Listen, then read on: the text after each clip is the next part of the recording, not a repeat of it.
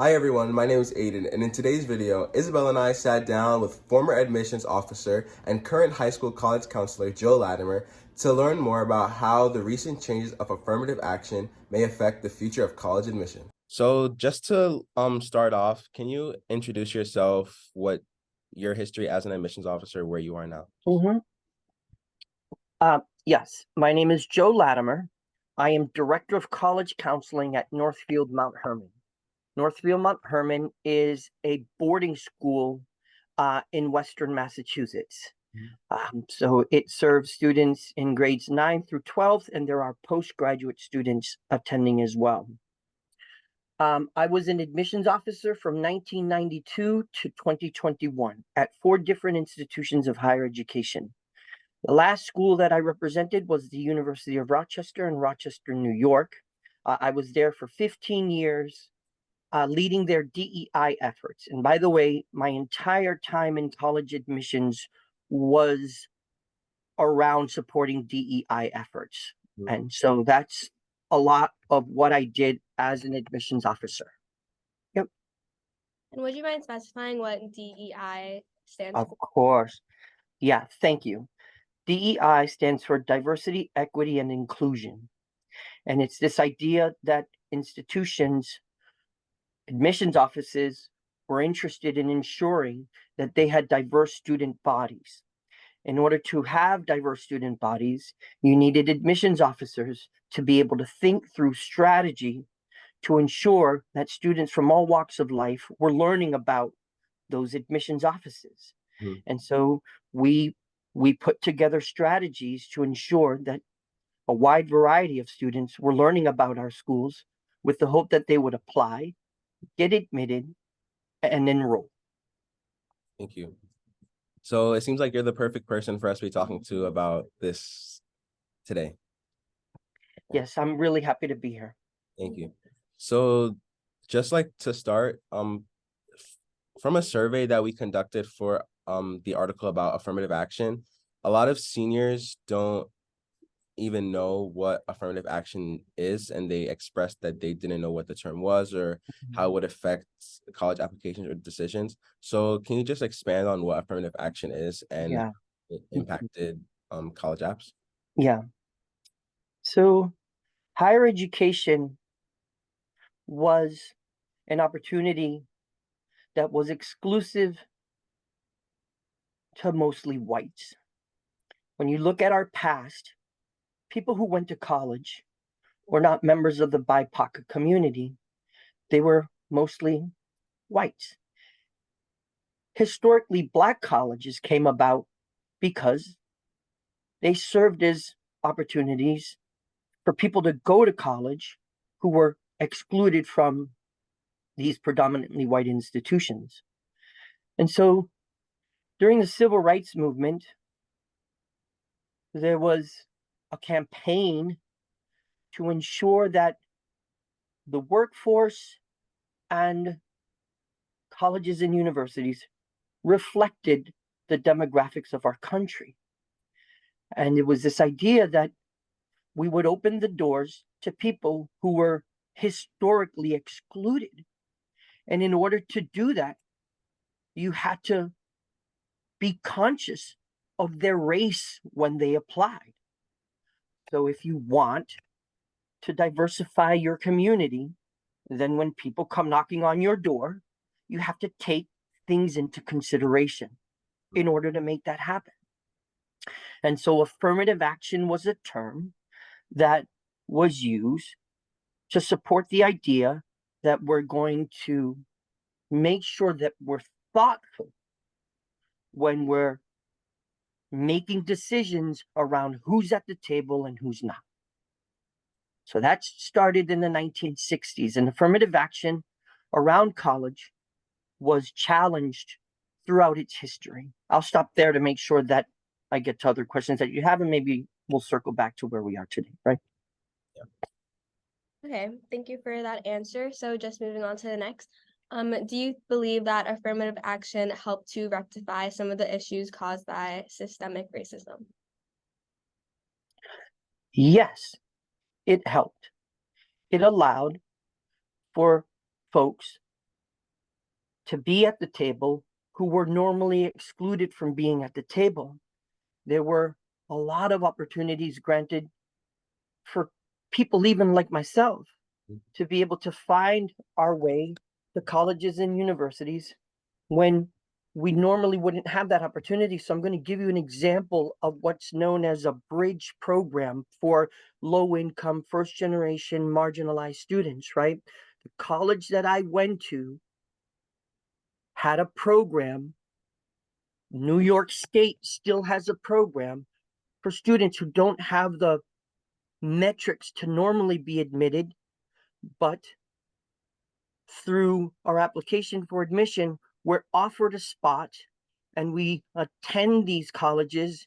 We're offered, a summer bridge program in order to understand what it's like to be at these colleges and universities. And then in the fall, we return and we're enmeshed with everybody else. That program at my college, called College Now, gave me an opportunity to attend that school where I normally would not have been able to attend. I was admitted not only because of my academic portfolio, my income, but because I am Puerto Rican.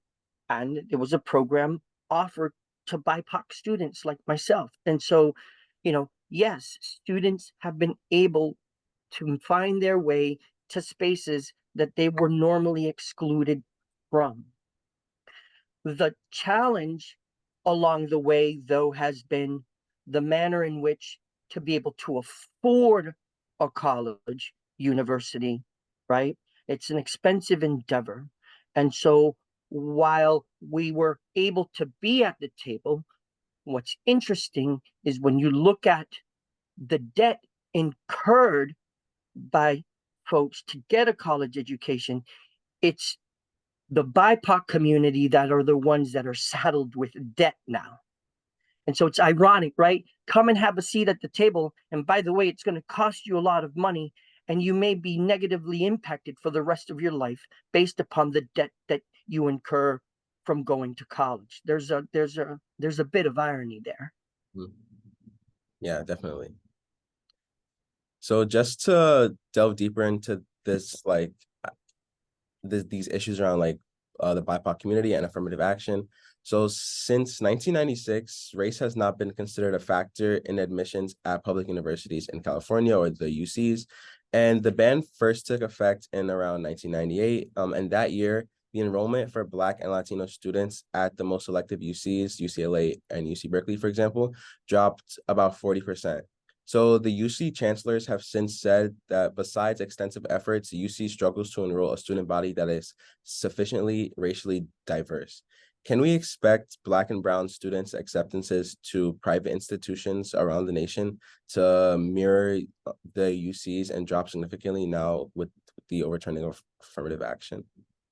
Yeah, that's a really great question. And so when the Supreme Court ruling came out late June, I and many people on my side of the desk received numerous affirmation from vice presidents for enrollment management, deans of admissions, presidents of colleges and universities saying, we're going to abide by the law based on this recent Supreme Court ruling, but be rest assured that we are committed to attracting and enrolling a diverse student body because it is in the best interest of everyone, including students, faculty, staff, including communities where these students come from and the communities that they go in when they're educated, right? It's important.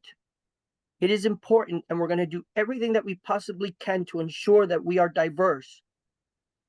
But they haven't told us how they're going to do it based on the fact that they can't take race, ethnicity into consideration. Now,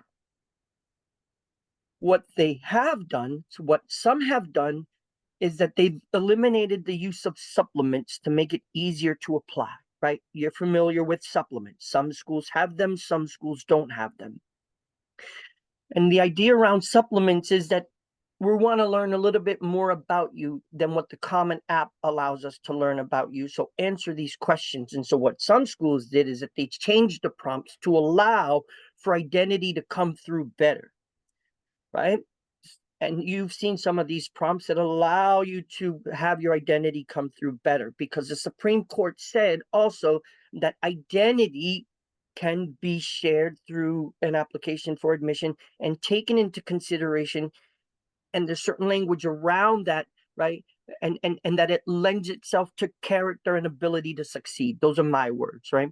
And then other schools got rid of supplements because they don't want to put obstacles in the way of students applying, right? So those are things that they've done. They've also sent admissions officers, like they've always have done, to communities that are underserved and, right, that are very diverse, attending diverse high schools, going to college fairs in communities that have historically, marginalized populations. They've, Wake Forest University put a program together, early action for first gen students. Schools that have the ability to fund students have, made that known, so that, low income students, which is the proxy for underrepresented students, have an opportunity to apply. They got rid of also application fees, all of these things to ensure that they're in the pipeline, if you will. But how are they going to do it when you mask race and ethnicity? You could look at names, you could look at birthplaces, you could look at citizenship, you could look at where they live, you could look at a lot of things with the hopes that you're, right, admitting and hopefully yielding a diverse student body. But you took the mechanism away to truly allow for that. That's one.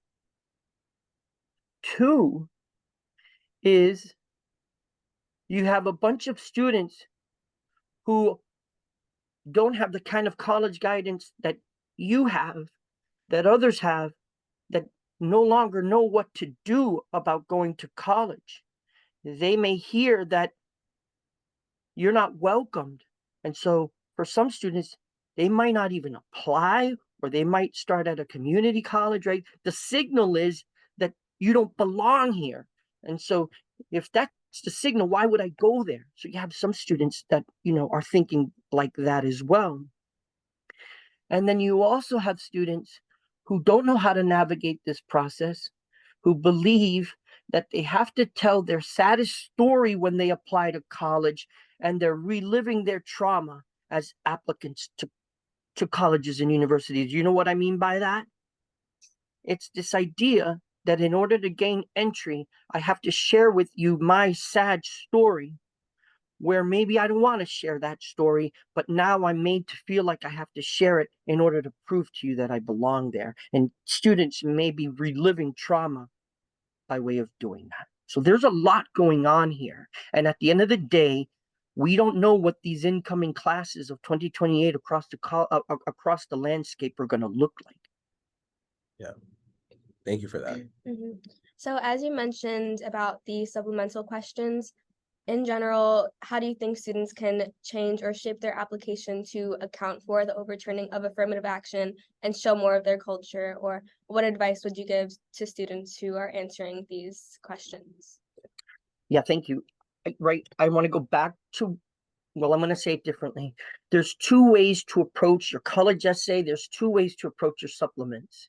And one is called strength-based and what is called deficit-based.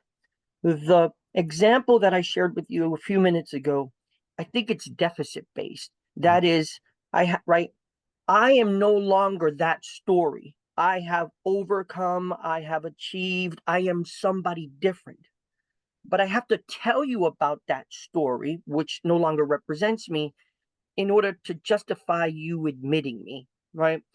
And I'm not so sure that that's how I know for sure that that's not how I would coach a student to go into their personal statement, their supplements, if that no longer represents who they are. If it does still represent who they are, then how can they share that story triumphantly, right?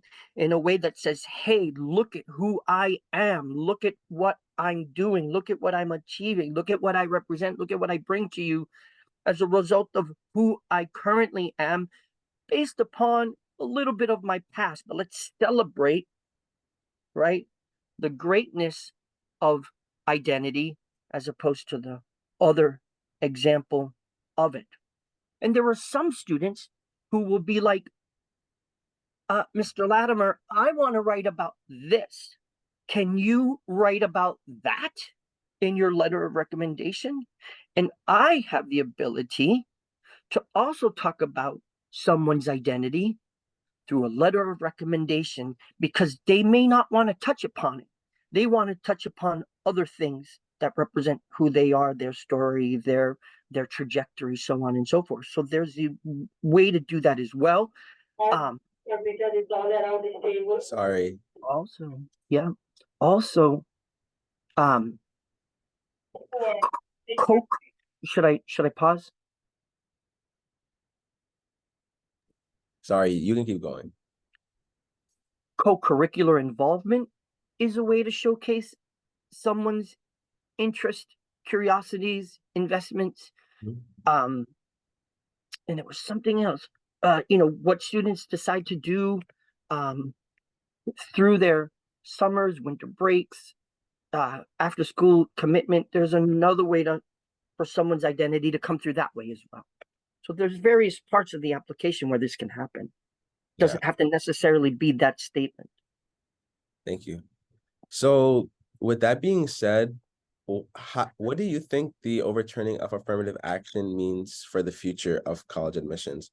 What do you think colleges will look like in the next 5 years, 10 years, the foreseeable future? I think I need to share a couple of things maybe before I get into that answer. The first thing that I want to address is this idea that because Joe gets admitted to a school as an underrepresented student, he's getting admitted because of that. And he's unworthy to be there because of that. When an admissions office, a dean of admissions who ultimately signs off on all admissions decision, is saying, Joe belongs here, Joe's going to contribute here, Joe's going to be successful here, and I deem what is worthy about Joe's qualifications, while other people are looking at Joe and saying, oh, he only got admitted because he's Puerto Rican. Joe got admitted for a lot of other things, including the fact that he's going to show up and contribute, do well, and graduate. That's why kids are admitted to college, because of all of those things. And so a part of the conversation around affirmative action has always been, but they're not as good as. They're getting admitted, but they're not as good as. Well, who defines what's good as? Right? The outsider looking into an admissions office is saying good as means GPA, SAT, level of courses, all of those things. Okay, some of that is true, but there's a lot of other things that go into an admissions decision besides those metrics that you're always thinking about. So I want to point that out, that a lot of people think that affirmative action is this idea that you're admitting people who aren't good as others when they don't have the right to judge what good as is. An admissions office has the right to do that. Okay? So I wanted to say that. The other thing is that, yeah, this is troubling. This is troubling, right? When you look at what happened in California, imagine if that is replicated across this country. What's going to happen? What's going to happen? There's going to be a seismic shift in accessibility, economic mobility. I mean, all of this is at play here. And so, right, affirmative action gave people a chance to be at the table. What if come May 1, May 15th, when the dust is settled, and we learn that what happened in California happened across this country? not only year 1, but year 2, year 3, year 4, year 5. Think about the sheer number of students of color that will not be sitting next to you where you go to college because of the number of them have not been invited to the table because that thing that represented them as applicants was taken away from admissions officers to see it. I hope that they understand how to mold and shape a class that allows for their incoming classes to represent this, the faces of or the demographics of this country. Well, that's what we're hoping for, but if it doesn't happen, it's troubling. Thank you. So I think that's all the questions we have for you today. Thank you for being here to provide your insight and just be willing to answer all these questions and be honest and truthful and give us advice and other students advice of how they can change their college applications just to show a little bit more of themselves. You're absolutely welcome. I'm grateful to you. I'm grateful to Isabel and Veronica York for giving me the opportunity to speak to you and students at Townsend Harris High School. I'm very familiar with it as a former admissions officer. I spent, years visiting, meeting with prospective students, attending college fairs in the area, and I was always a big fan of your high school. And so I want to wish you and your classmates great success in this process, a wonderful holiday season, and best wishes. And if there are follow-up questions, feel free to reach out, okay? Thank you so you. much. Okay, you're welcome. Bye.